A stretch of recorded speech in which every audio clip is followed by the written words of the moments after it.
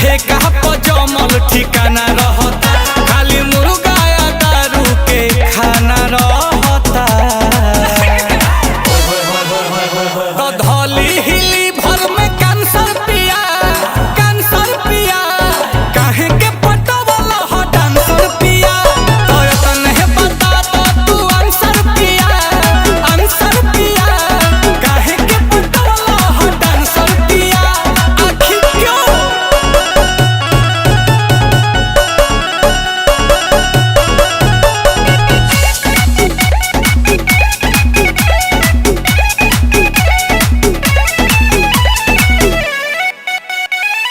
जाके नचनिया के भइला दीवाना,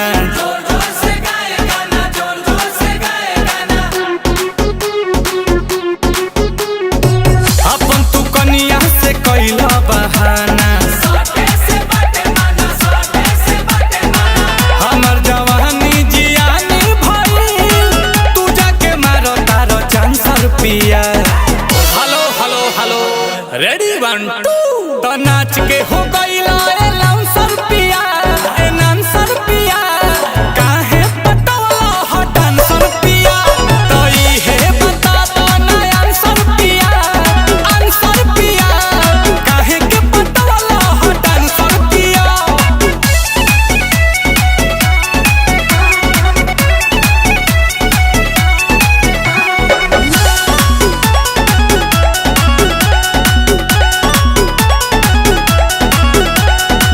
नील कमल बाड़ नीमन गवैया,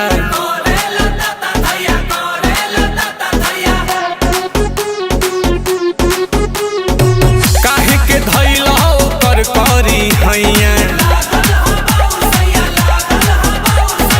पीछे पीछे आंसू घुमा तारा, बनी गइल बाड़ बाउंसर पिया। तो पैसा